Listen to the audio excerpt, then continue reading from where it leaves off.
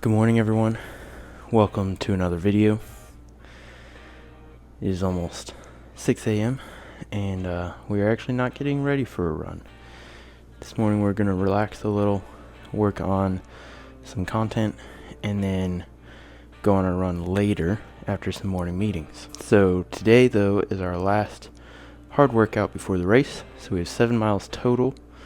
We're going to do 3 miles at marathon pace in there with 2-minute rests, so we're not going too heavy, but we're kind of touching that pace.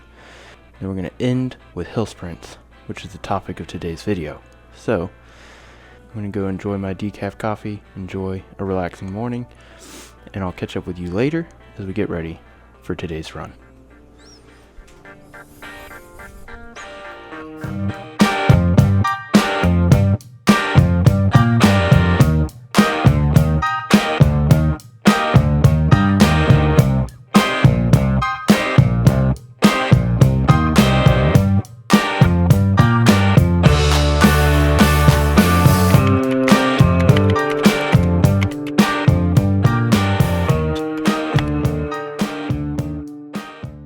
Okay, so why hill sprints? Let's break it down into 3 key benefits. First, injury prevention. Hill sprints put a ton of load on your muscles while reducing the overall impact stress. So what do I mean? If we run on flat pavement or even downhill, by comparison, this creates a ton of force on your overall body, your structure. That's why we incorporate recovery runs. Because our bodies cannot just go out and pound intense, fast mileage every single day. You will injure yourself, you will just overexhaust your body. That's why, again, we have recovery runs kind of scheduled in.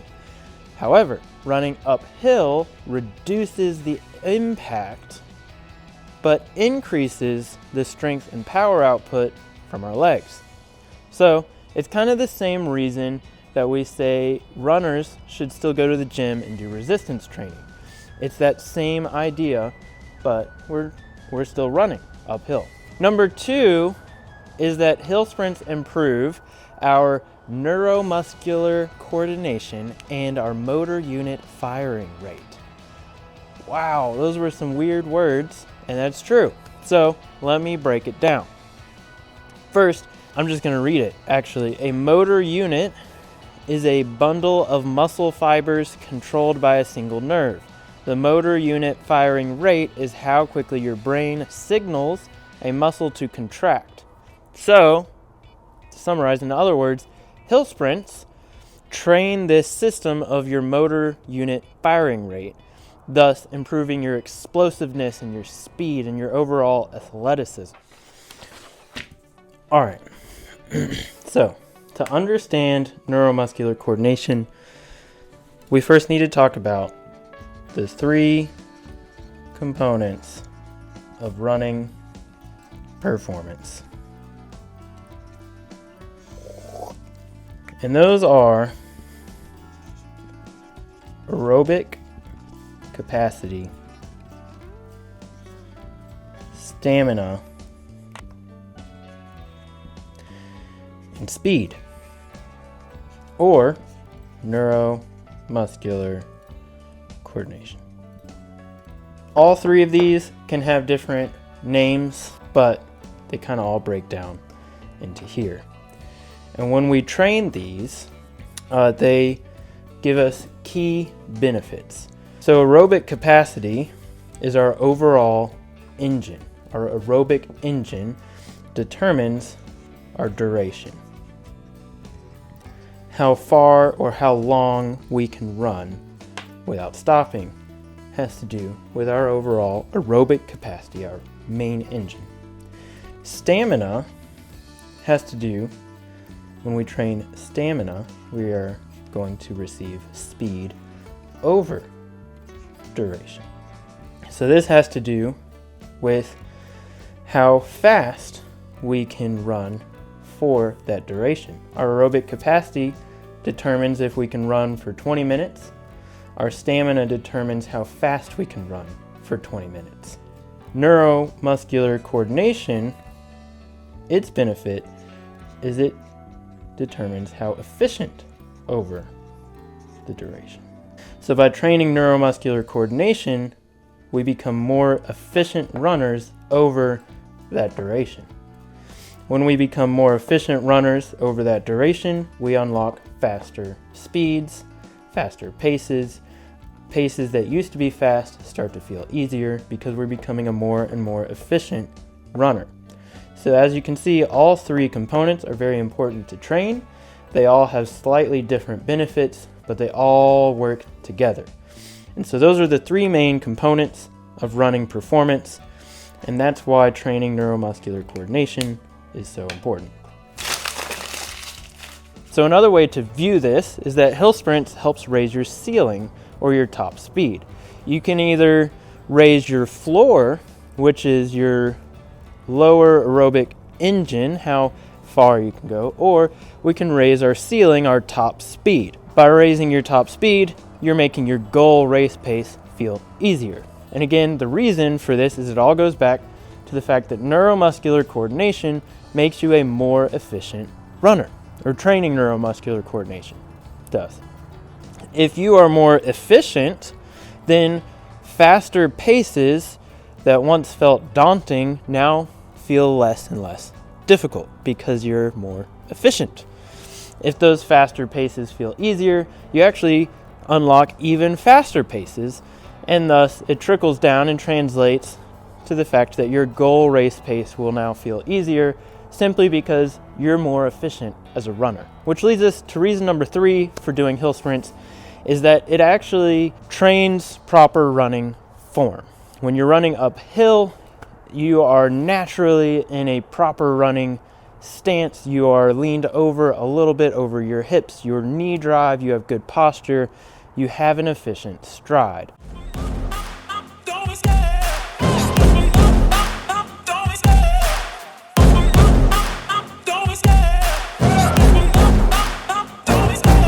Love the chase and the hunt, and I set the pace. All right, we just arrived in downtown. I'll show you our little downtown square, and then we're gonna go run. We're doing 7 miles total today, 2-mile warm up, and then we're gonna do 3 1-mile at marathon pace just to feel that pace again and open things up. But we're gonna do like a 2-minute rest just so we're not taxing the body too much, and then we'll do a 2-mile cool down.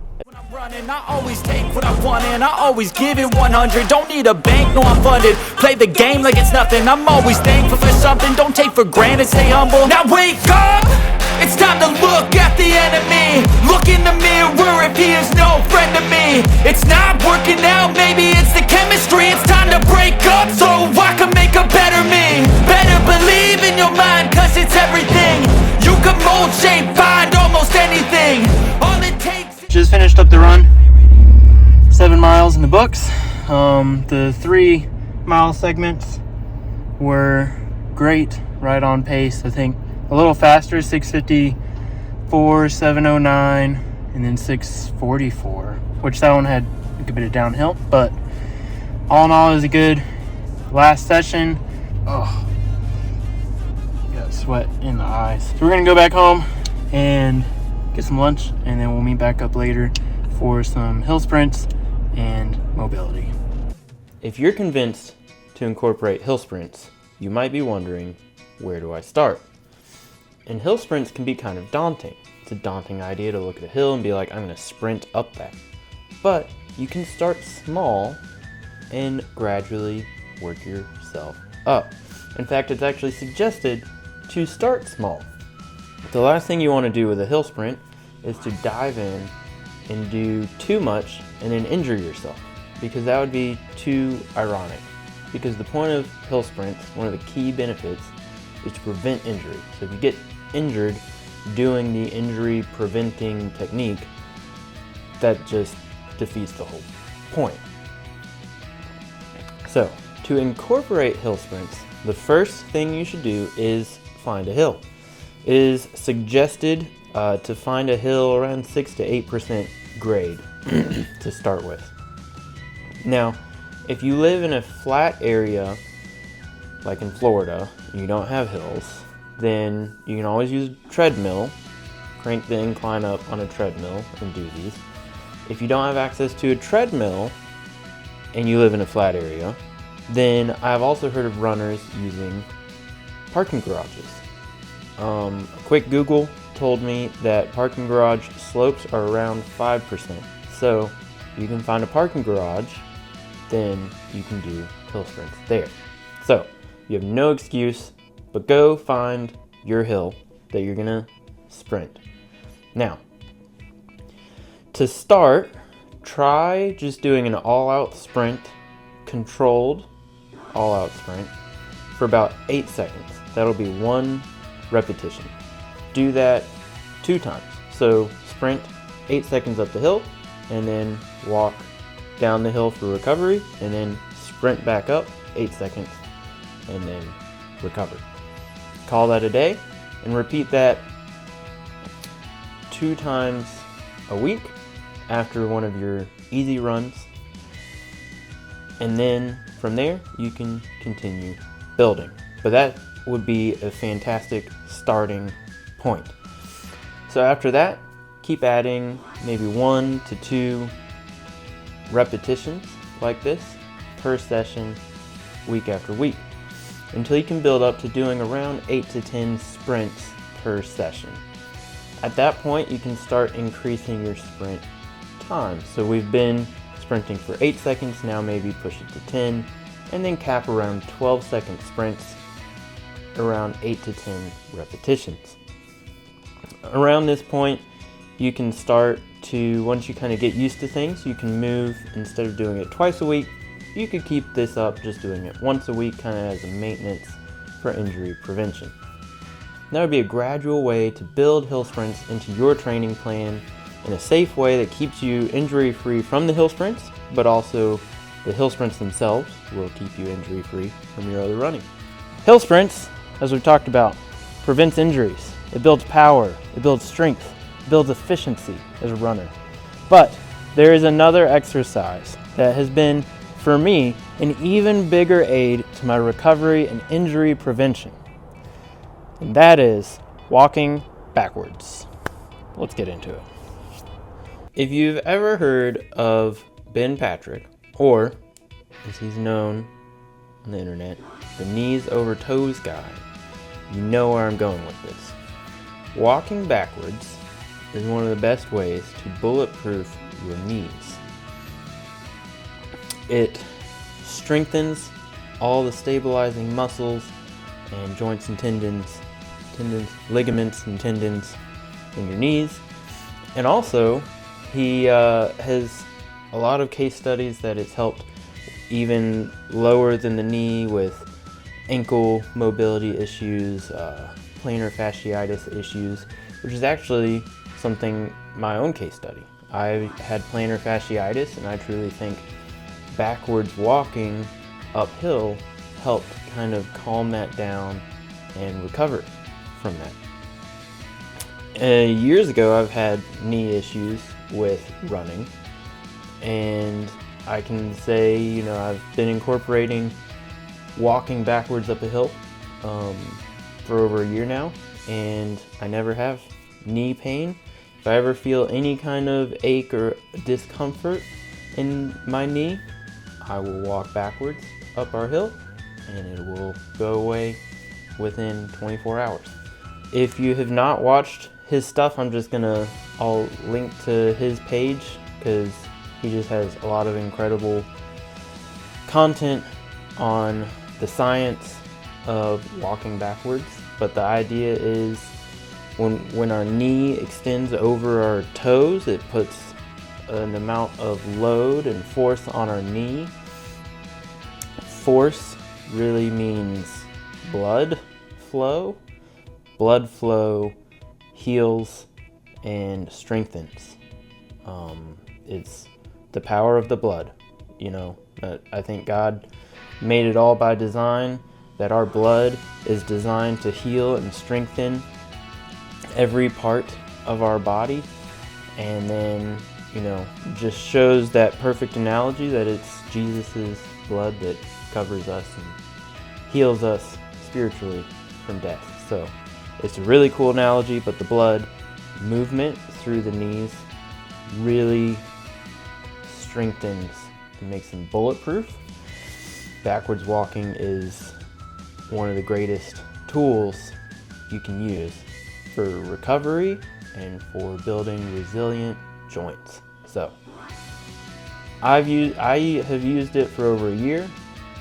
I really think it is an amazing exercise and you should use it too.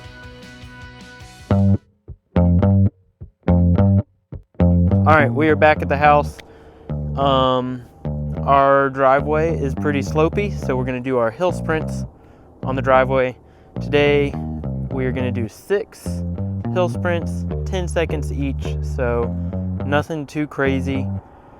And then we're gonna go into the home gym and we're gonna do some mobility stuff. So let's go do some hill sprints.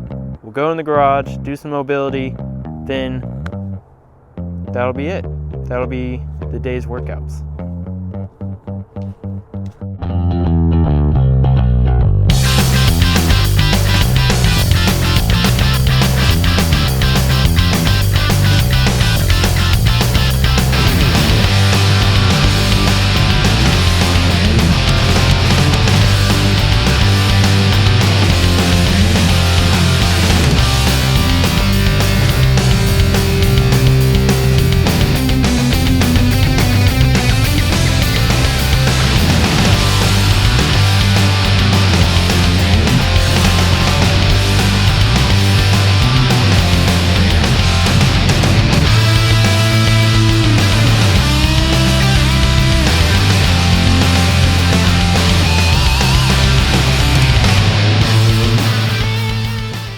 All right, that was the workout.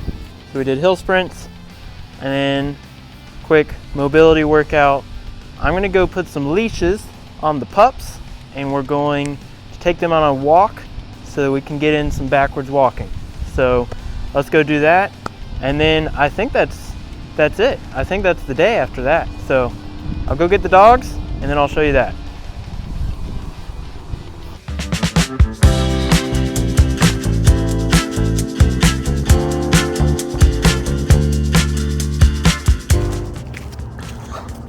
Hard to capture.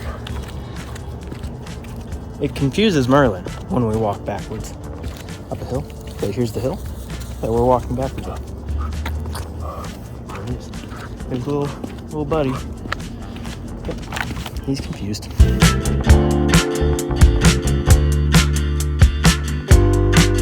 Hopefully by now you are convinced to incorporate backwards walking into your training routine or just life routine.